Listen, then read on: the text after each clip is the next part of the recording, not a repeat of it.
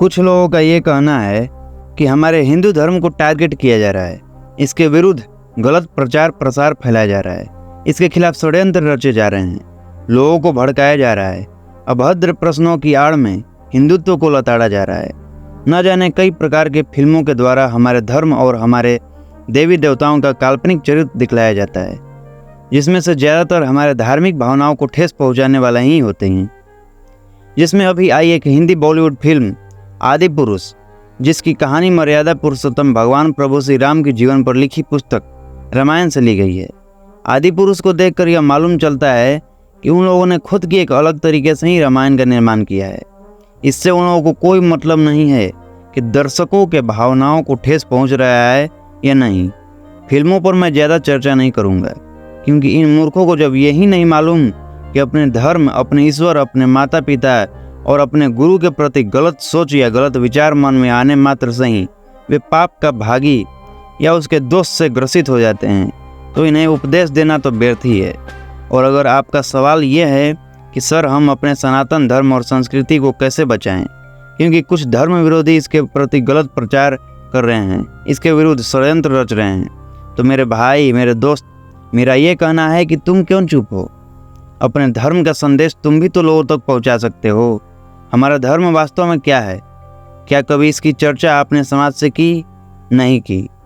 तो फिर जब आपने कुछ किया ही नहीं, अपने धर्म को समाज और लोगों के बीच प्रस्तुत ही नहीं किए, तो लोग ये कैसे जानेंगे कि हमारे धर्म का उद्देश्य क्या है, इसमें वास्तविकता है भी या नहीं।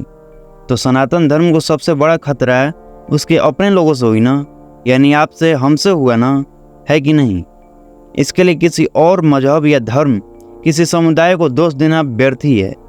अगर आप अपने धर्म को अच्छे से नहीं जानते, अच्छे से नहीं समझते, और फिर कोई बाहरी व्यक्ति अगर आपके धर्म पर सवाल उठाता है, तो आप सिर्फ तमाशा देखते रहते हैं और अपनी छाती पीटकर घर चले जाते हैं। क्या आपने कभी सोचा है ऐसा क्यों होता है? क्योंकि आपने कभी भी अपने शास्त्रों को पढ़ने की और जानकारी एकत्रित करने की उत्सुकता ही नहीं दिखाई, जिससे कि आपको ये पता चले कि हमारे धर्म पर उठ रहे सवाल सच में सही है या इसको बदनाम करने का लोगों का नया तरीका है। तो आप जब तक इसका अध्ययन नहीं कर लेते, तब तक लोग सनातन धर्म की छवि खराब करने का प्रयत्न करते रहेंगे।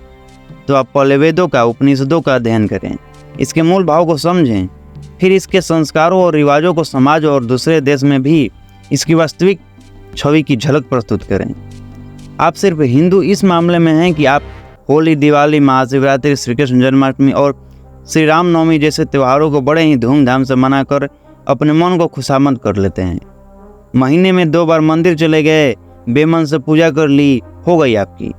पर जब सवालों का सामना करना पड़ता है कि रामचरित्रहीन थे, उन्होंने ऐसा किया वैसा किया, कृष्ण भी छलिया थे, उन्होंने गोपियों संग ऐसा किया वैसा किया, तो कहने का यह अर्थ है कि आप जब रामायण नहीं पढ़े होंगे, आपको जब गीता का ज्ञान नहीं होगा, तो फिर आप उस विरोध का सामना करने के लिए हिंसा भी कर सकते हैं, या फिर उसी को सत्य मानकर उस पर भरोसा भी कर सकते हैं। परंतु आपके पास जवाब हो तो आप उसका मुंह बंद कर सकते हैं। ये जरूरी नहीं कि आप हर बार उन विरोधों का जवाब देते चलें। अब पागलों के मुंह कौन लगने जाए।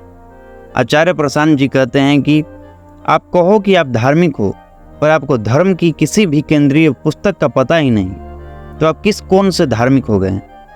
मैं आपसे पूछूं कि क्या आप वेद, वेदांत, उपनिषद या श्रीमद् भागवत गीता पढ़े हैं, और आपका जवाब हो नहीं, तो आप किस अधिकार से अपने आप को हिंदू बोलते हैं। आपको हक भी है अपने आप को धार्मिक बोलने का। तो मेरे भाई, मेरे दोस्त, आपको पहले ये समझना होगा कि हमारा धर्म लोगों को गुमराह नहीं करता है। इसका सच्चा उद्देश्य यही है कि आप अपने मूल अस्तित्व को समझें, और जिस कारण से आपका इस धरती पर जन्म हुआ है, उस कार्य को आप बिना किसी विघ्न के कर सकें। और इसके लिए आपको ये सद्मार्ग बतलाने वाला आपका परम मित्र भी है। आप अपनी ज़िंदगी में कोई गलत कदम न उठा लें, इसके लिए आपको पहले ही अपने ज्ञान के द्वारा आगाह करता है। बस आपको करना क्या है कि आप इसके ज्ञान को अर्जित करें, और जो भी इससे सीखें उसे दूसरे लोगों तक जरूर पहुंचाएं, क्योंकि हमारे धर्म में दान देने की भी परंपरा है।